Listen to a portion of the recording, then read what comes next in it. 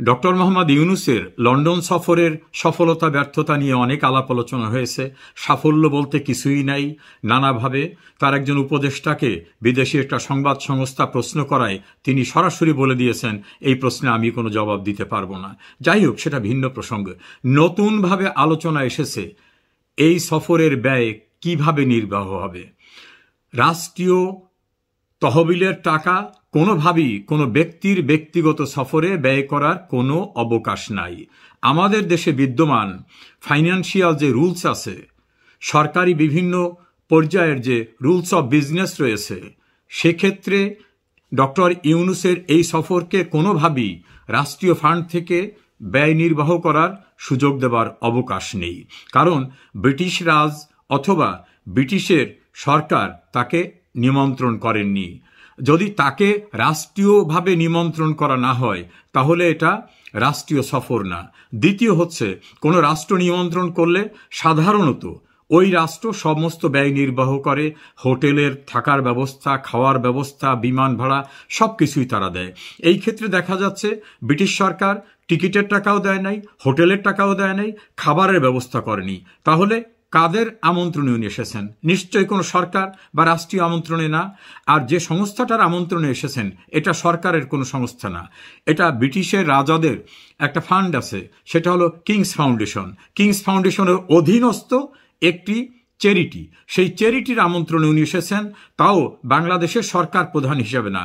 উনি এসেছেন ডক্টর ইউনূস ব্যক্তিগতভাবে তাদের দৃষ্টিতে এই পুরস্কার পাওয়ার উপযুক্ত, সে কারণে তারা আমন্ত্রণ জানিয়েছেন। তাহলে এই দাতব্য সংস্থাও কিন্তু ওনার আসার খরচ দেন নাই, হোটেলের খরচ দেন নাই।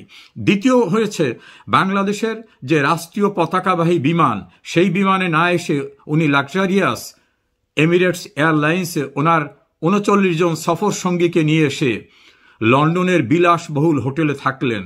কেউ কেউ বলে এটা প্লেজার ট্রিপ।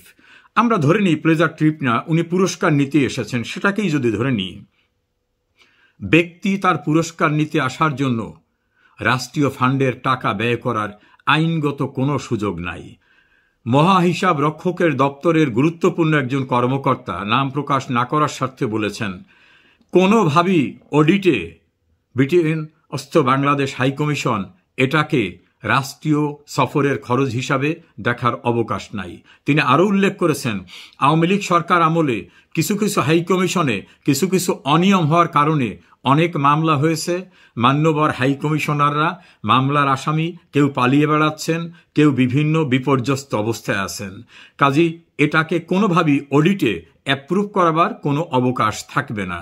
দুর্নীতি দমন কমিশনের একজন গুরুত্বপূর্ণ সাবেক কমিশনার বলেছেন, যে প্রক্রিয়ায় ডক্টর মোহাম্মদ ইউনূসের লন্ডন সফর, তিনি যে প্রয়োজনে গিয়েছেন, যেভাবে তার কর্মসূচি প্রণয়ন করা হয়েছে, তাকে কোনোভাবেই রাষ্ট্রের স্বার্থে বা সরকারি স্বার্থে বা রাষ্ট্রীয় সফর হিসাবে গণ্য করার কোনো অবকাশ নাই।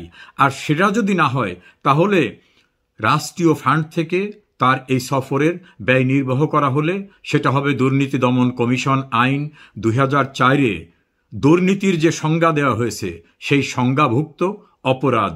এর পাশাপাশি ১৯৫৭ সালের ক্রিমিনাল ল অ্যামেন্ডমেন্ট অ্যাক্টের ৫-২ ধারায় ক্রিমিনাল মিসকন্ডাক্ট হিসাবে গণ্য হবে।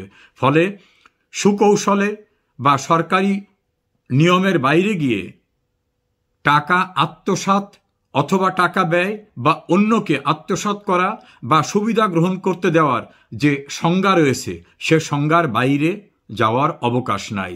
এখন হাইকমিশন ভাবছে, এখন না হয় ভালো আছি, আগামীতে আমার কি হবে যদি কখনো পরিবর্তিত পরিস্থিতি আসে। তাদেরকে ওয়ার্নিং করে দেওয়া হয়েছে সরকারের আর একটা প্রতিষ্ঠান থেকে যে এটা সরকারি ফান্ড থেকে দেওয়ার কোনো অবকাশ নেই। অপরদিকে বাংলাদেশের ক্ষমতার পরিবর্তন হওয়ার সঙ্গে সঙ্গেই তো নানা রকম খোঁজ খবর শুরু হয়ে যায় যারা ক্ষমতার বাইরে চলে যান তাদের প্রসঙ্গে। চিরদিন তো আর কেউ ক্ষমতায় থাকবে না, তখন এই দায় কে নেবে? ডক্টর মোহাম্মদ ইউনূস নির্বাচন দেবেন কি দেবেন না সেটা নিয়ে অনেক আলাপ আলোচনা আছে, কিন্তু চিরদিন তো আর ক্ষমতায় থাকতে পারবেন না। তাকে এই সুবিধা দেওয়ার মধ্য থেকে যারা দিচ্ছেন তারাও কিন্তু দায়বদ্ধ হয়ে যাবেন, দায় মুক্ত হওয়ার কোনো সুযোগ থাকবে না। এর বাইরেও ডক্টর মোহাম্মদ ইউনূস তো নির্বাচিত জনপ্রতিনিধি না, এটাকেও আমাদের মনে রাখতে হবে। সব মিলে ডক্টর ইউনূসের লন্ডন সফরের ব্যর্থতা নিয়ে প্রচুর আলাপ আলোচনা বিভিন্ন মিডিয়ায় হয়েছে।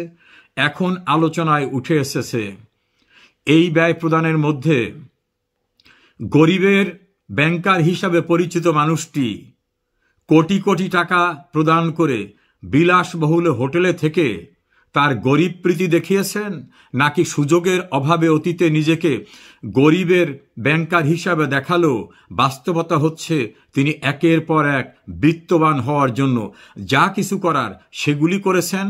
অসহায় মানুষের কাছ থেকে সুদ, চক্রবৃদ্ধি হারে সুদ নেওয়া সহ নানা সুযোগ সুবিধা নিয়ে তিনি তার বিত্ত বৈভব দেশে এবং দেশের বাইরে এমনভাবে বাড়িয়ে তুলেছেন, তাকে কেউ কেউ বলে গরিবের বন্ধু না, তিনি গরিবের রক্ত শোষণ করে নেওয়া ব্যাংকার নামের কোনো বেনিয়া নামে পরিচিত হতে পারেন।